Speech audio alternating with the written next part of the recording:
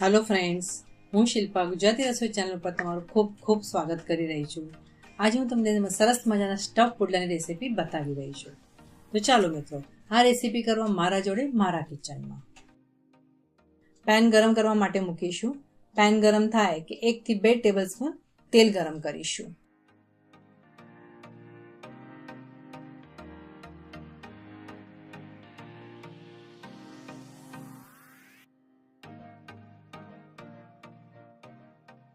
તેલ ગરમ થયા બાદ 1 થી 2 ટીસ્પૂન જીરું નાખીશું.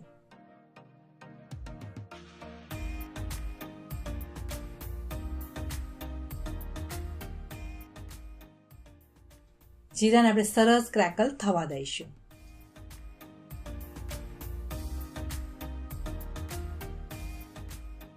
ચલો, હવે આપણું જીરું પણ ક્રેકલ થઈ ગયું છે. ઝીણી સમારેલી ડુંગળી નાખીશું. અહીંયા મેં 2 ઝીણી સમારેલી ડુંગળી લીધી છે.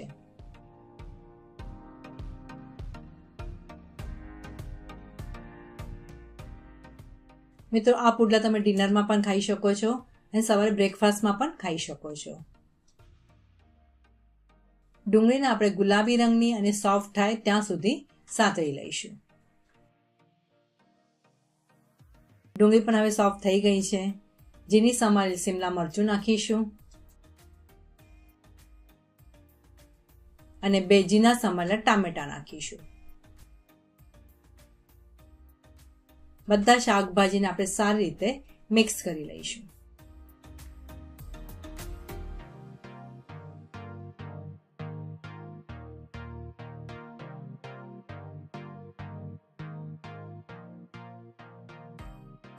શાકભાજી જલ્દી કૂક થઈ જાય એ માટે આપણે થોડું મીઠું નાખીશું. મીઠું તમે એકવાર જ નાખી લેજો એટલે તમને અંદાજ રહેશે.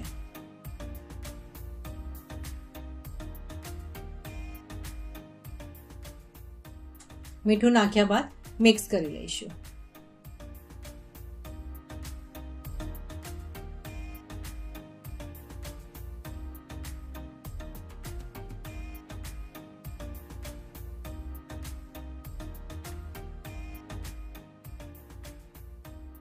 બસો થી 250 ગ્રામ પનીરને આપણે આમાં ગ્રેટ કરીને નાખીશું.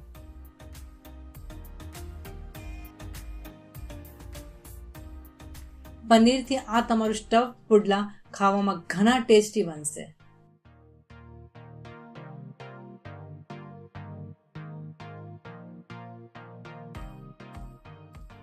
થોડો ફ્લેવર માટે આપણે કાળા મરીનો પાવડર નાખીશું.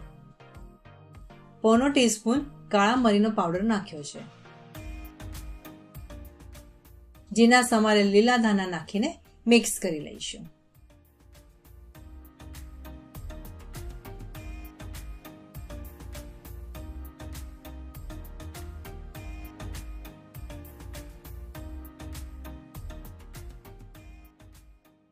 પુડલાનું સ્ટફિંગ બનાવીને તૈયાર થઈ ગયું છે.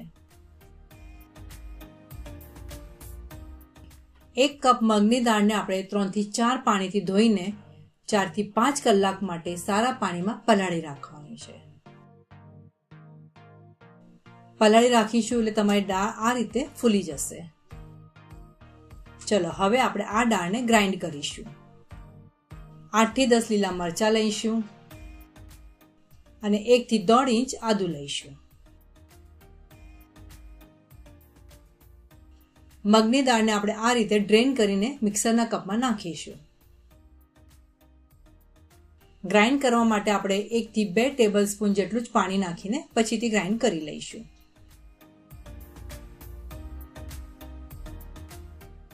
આ દાળને એકદમ ઝીણી વાટી લઈશું.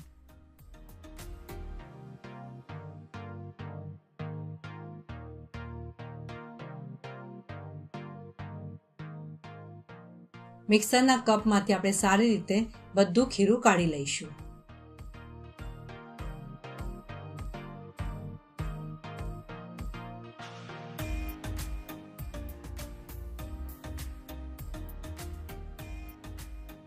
હવે જરૂરિયાત પ્રમાણે આ ખીરામાં આપણે પાણી નાખીશું. એકદમ પાણી ના નાખશો. 1-2 પુડલા બનાવી જોવાના. જો તમને લાગે તો તમે પાણી ફરીથી એડ કરી શકો છો. પાણી નાખ્યા બાદ આપણે હલાવી લઈશું. આ પુડલાનું ખીરું આ રીતે રાખવાનું છે.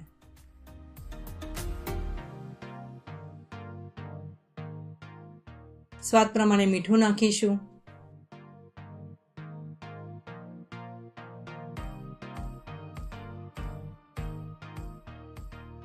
અને ઝીણા સમારેલા લીલા ધાણા નાખીશું.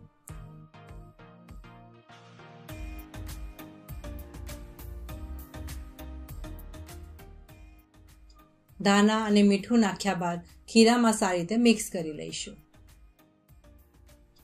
આ ખીરાને તમારે રેસ્ટ કરવા દેવાની જરૂર નથી. ખીરું બને કે તમે તરત એના પુડલા બનાવી શકો છો. હવે આપણે તવાને ગરમ કરવા માટે મૂકીશું. તવો ગરમ થાય કે તેલથી ગ્રીસ કરી લઈશું. મિત્રો, અહીંયા તમે ઘીનો ઉપયોગ પણ કરી શકો છો.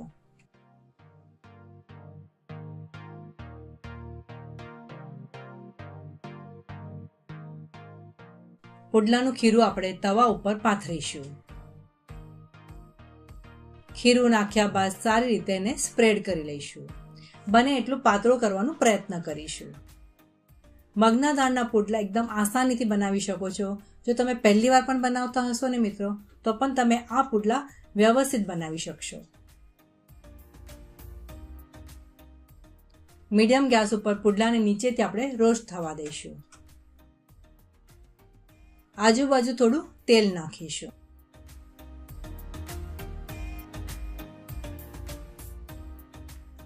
તેલ નાખ્યા બાદ તવાને આપણે ઉપર નીચે કરીને ચારે બાજુએ તેલ પહોંચે એ રીતે કરી લઈશું.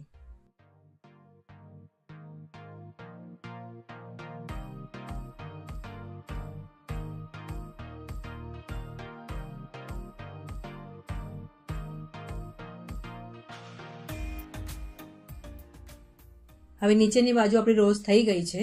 ધીરેથી આપણે પુડલાને પલટાવી દઈશું.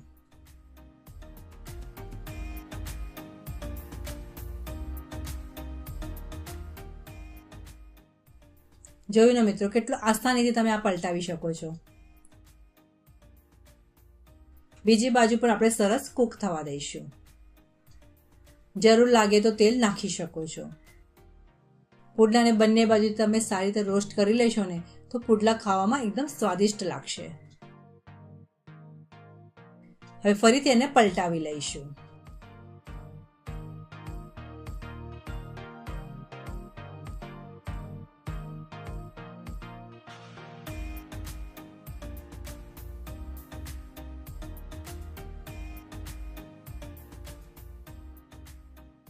પુડલા ઉપર આપણે આ રીતે સ્ટફિંગ મૂકીશું.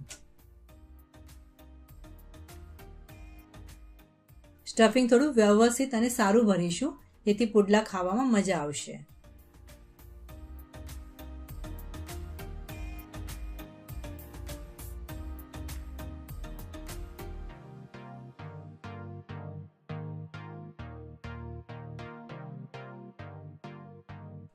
બતાવ્યા પ્રમાણે આ પુડલાને આપણે ફોલ્ડ કરીશું.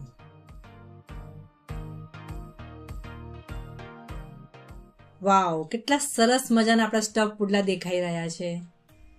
સ્ટફ પુડલા તમારા માટે તૈયાર છે. આ રેસીપી જોયા બદલ તમારો ઘણો ઘણો આભાર.